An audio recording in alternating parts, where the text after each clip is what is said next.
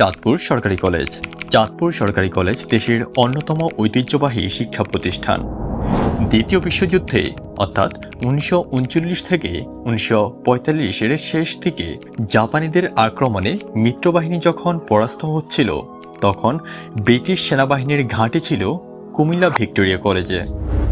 British সরকার বিমান হামলায় আশঙ্কাজনক নিরাপত্তার কথা বিবেচনা করে 1943 সালে ভিক্টোরিয়া কলেজের ইন্টারমিডিয়েট শাখাটি চাঁদপুর হাসান আলী স্কুলে স্থানান্তর করে।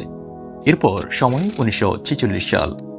যুদ্ধাবসানে চাঁদপুর থেকে ভিক্টোরিয়া কলেজের ইন্টারমিডিয়েট শাখা পুনরায় কুমিল্লা ভিক্টোরিয়া কলেজে স্থানান্তর করা হলে চাঁদপুরের তৎকালীন বিদ্যোৎসাহী ব্যক্তিবর্গ চাঁদপুরে স্থায়ীভাবে একটি কলেজ প্রতিষ্ঠার সিদ্ধান্ত গ্রহণ করেন।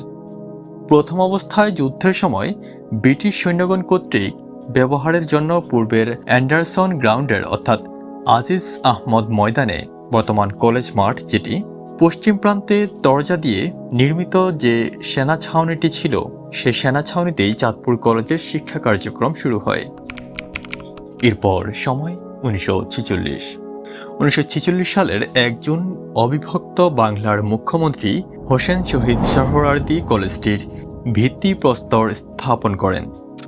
বিভিন্ন মহানুভব ও দানশীল ব্যক্তিবর্গের আর্থিক অনুদানে কলেজের বৃহদায়তনের ত্রিতল মূল ভবনটি নির্মিত হয়, যা নান্দনিক স্থাপত্যশৈলীর অনন্য নিদর্শন হিসেবে আজও সকলের দৃষ্টি কাড়ে। কলেজটির প্রথম অধ্যক্ষের দায়িত্ব পালন করেন বিশিষ্ট শিক্ষাবিদ পরেশ চন্দ্র গাঙ্গুলী 1946 থেকে 1952 পর্যন্ত। এই কলেজে বর্তমান উচ্চ মাধ্যমিক ও ডিগ্রি পাস সহ 17টি বিষয়ে অনার্স কোর্স ও 13টি বিষয়ে মাস্টার্স চালু রয়েছে। কলেজটিতে বর্তমানে 14,000 ছাত্রছাত্রী অধ্যয়নরত আছে।